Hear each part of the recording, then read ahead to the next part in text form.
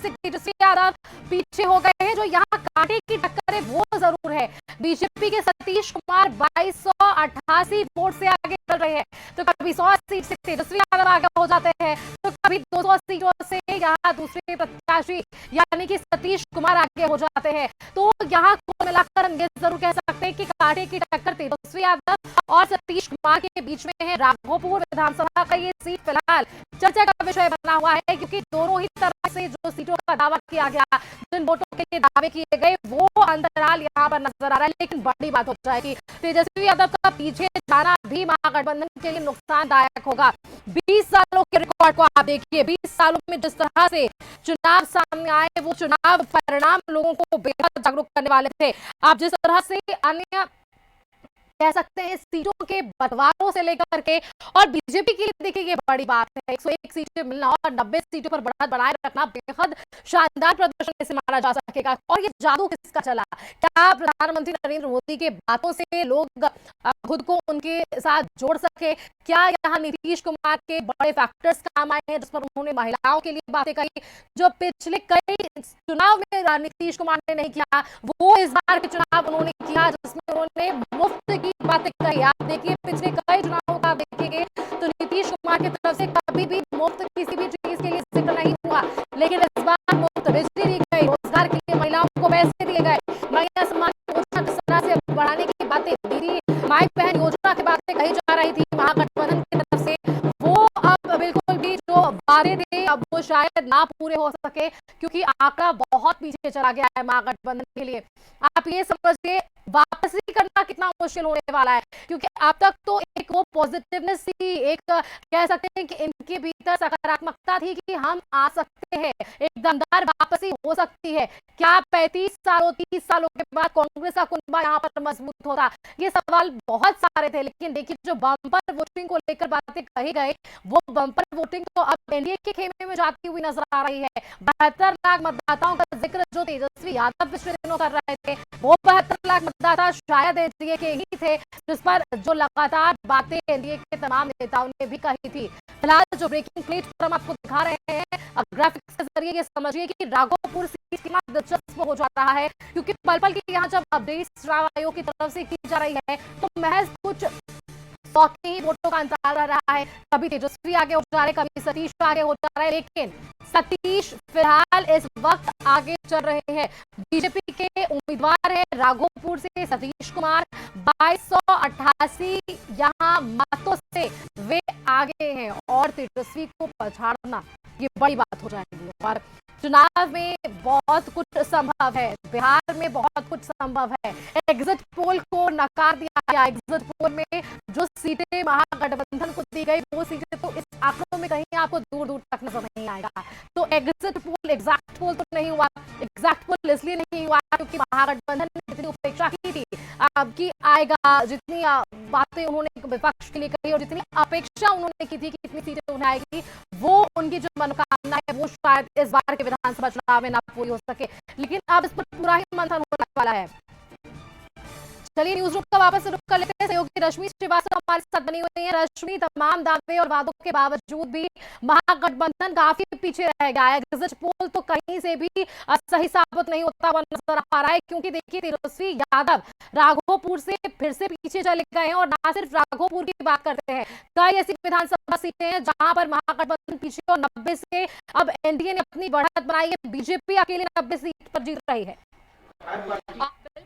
देखिए इस वक्त की बड़ी खबर यही है कि 2288 वोट से तेजस्वी यादव पीछे चल रहे हैं। अब जरा सोचिए, ये मार्जिन पहले 106 219 का था, लेकिन अब ये आंकड़ा किस तरह से, ये फासला किस तरह से बढ़ता चला है, ये समझना बेहद जरूरी है। 2288 का अब ये मार्जिन हो चुका है।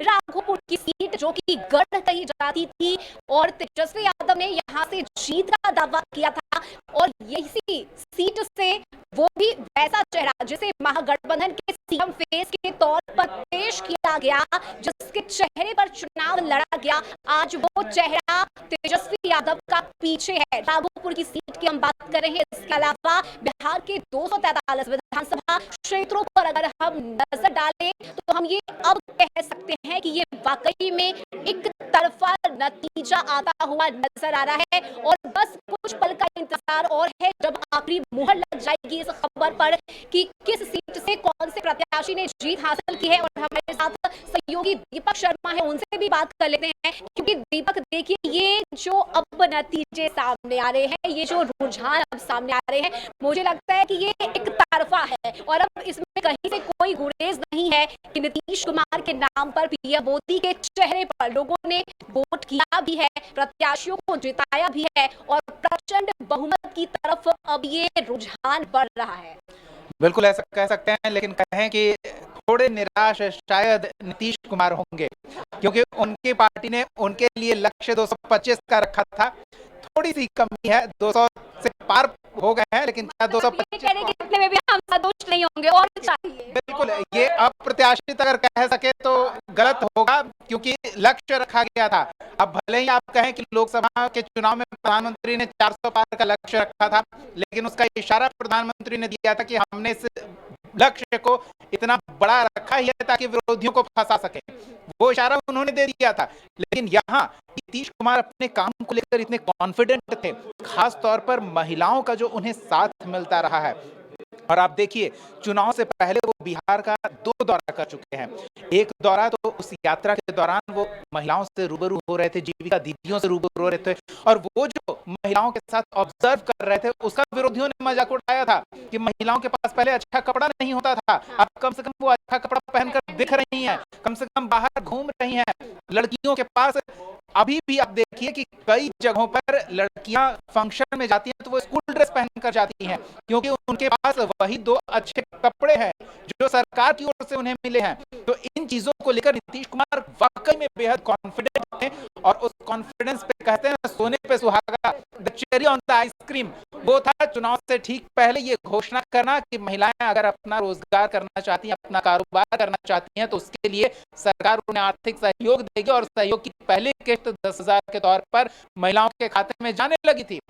इसको भी विपक्ष ने मुद्दा बनाया कि भाई साहब, आप चुनाव के दौरान लोगों को पैसे दे रहे हैं तो ये रिश्वत है, आप वोट खरीदने के लिए।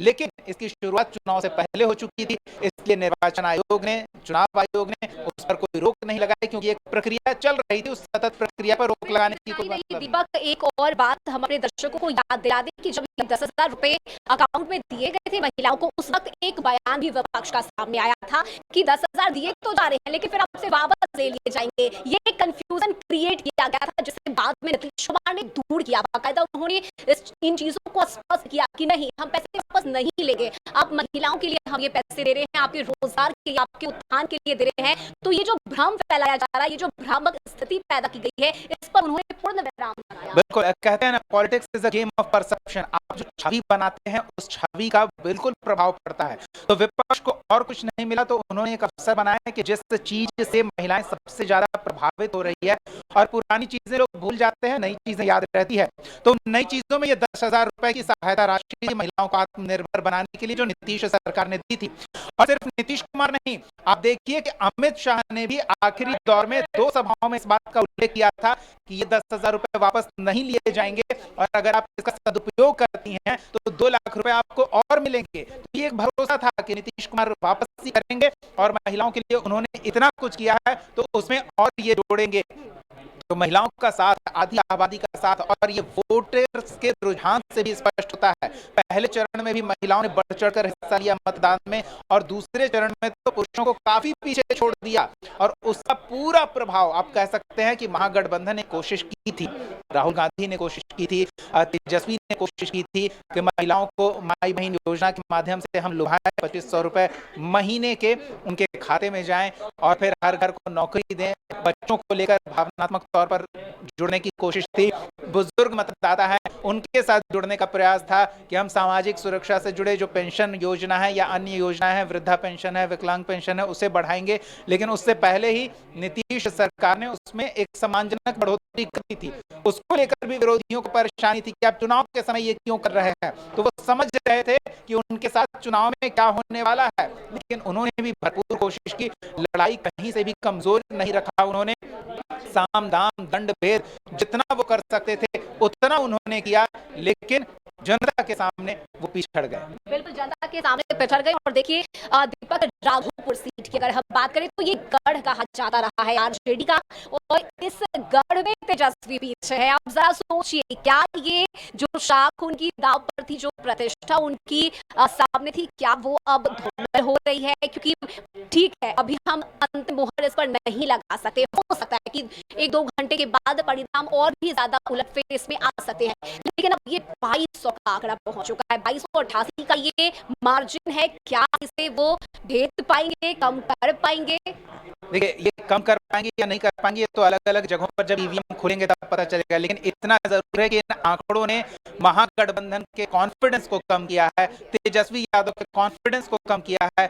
लालू यादव बिहार की सियासत के चाणक्य माने जाते थे, उन्हें हर सीट का समीकरण मुंह ज़बानी याद है, हर सीट पर कौन प्रत्याशी किस पर भारी होगा। अपने प्रत्याशी छोड़िए, विरोधियों के प्रत्याशी के बारे में भी लालू प्रसाद यादव को पूरी जानकारी हुआ करती थी, तो वो भी इस चुनाव में बेहद सक्रिय थे और शारीरिक रूप से सक्षम न होने के बावजूद उन्होंने चुनाव प्रचार किया था। और राघोपुर सीट पर तो मीसा भी पहुंची थी, राबड़ी देवी भी पहुंची थी, मतलब एक है कि पूरा परिवार जनता से इमोशनली कनेक्ट होने का प्रयास कर रहा था, क्योंकि ये सीट लालू प्रसाद पर बात कर रहे हैं जिसको उन्होंने समझा, जाना और चुनाव के माहौल में उन्होंने इन सारी चीजों को देखा है। आप बने रहिए कश्मीर, इस बीच एक और हम ब्रेकिंग इलेक्शन पर बताते हैं अपने दर्शकों को जानकारी, जहां सिवान की 8 में से 6 सीटों पर एनडीए को बढ़त मिल रही है। सदर से बीजेपी के मंगल पांडे आगे चल रहे हैं, जिलादेई से डब्ल्यू के भीष्म प्रताप सिंह आगे चल रहे हैं, दरौली से एलजेपी आर के विष्णुदेव पासवान आगे हैं, रघुनाथपुर से आरजेडी के ओसामा शहाब आगे